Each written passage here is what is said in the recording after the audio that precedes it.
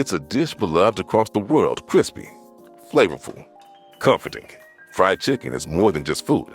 For many, it's a memory, a Sunday tradition, a taste of home. But behind the crunch lies a deeper story, one flavored with pain, pride, and perseverance. This is the untold truth of fried chicken and its roots in Black history. Fried chicken didn't begin in the American South. Its origins trace back to two very different places, Scotland and West Africa. The Scots brought the technique, deep frying meat in hot fat. The West Africans brought the flavor, their use of bold spices, marinades, and culinary creativity. When enslaved Africans were brought to the Americas, they carried more than just survival. They brought knowledge, skill, and food traditions that would help define the American South. Chickens were one of the few animals enslaved people were sometimes allowed to raise. Unlike cattle or pigs, they were small, manageable, and rarely questioned by enslavers. That small freedom became a way to support families, sustain communities, and even earn income. Fried chicken wasn't an everyday meal. It was a delicacy saved for Sundays, weddings, homecomings, and sacred gatherings. More than a dish, it became a symbol of joy, resilience, and resourcefulness. But in the 19th and early 20th centuries, that cultural pride was weaponized. Fried chicken became one of the most used tools in a long history of racial stereotyping.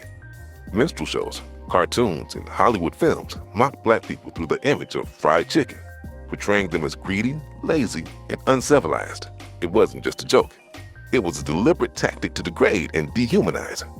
One of the earliest examples came from the film Birth of a Nation in 1915, a scene showing Black politicians, played by white actors in blackface. Eating fried chicken in Congress helped embed the stereotype into the national consciousness. It was racist propaganda, and its effects still echo today. But there's more to this story, stories that rarely get told. During segregation, when Black travelers were banned from restaurants, fried chicken became a form of economic survival. It was portable. It tasted good cold, and Black women would sell it from their homes, train stations, and roadside stands. These entrepreneurs fed travelers during the Great Migration and helped support their families through food. For many, fried chicken wasn't just something you cooked. It was something you sold, shared, and survived with. It became a form of independence, even in a system built to deny it. Some of the earliest Black-owned businesses were fried chicken restaurants, in communities where opportunity was scarce. They built generational wealth one plate at a time.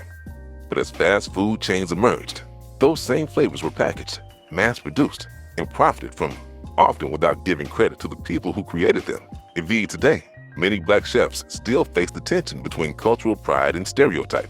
But across kitchens, food festivals, and fine dining spaces, that narrative is being rewritten.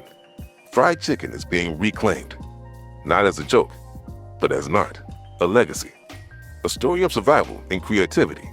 Chefs are honoring their roots while pushing the boundaries of what soul food can be. From collard green brines to cornbread crust, they're remixing tradition with boldness and intention. They're not just cooking, they're teaching, they're preserving, they're healing. So the next time you take a bite, remember, you're tasting more than just flavor. You're tasting resistance. You're tasting history. You're tasting home. Fried chicken isn't a stereotype. It's a story. And it belongs to the people who gave it soul. Be sure to subscribe to the channel to get more untold truths of Black history. I will holla at y'all in the next video. And don't forget that it is Black History Month every day.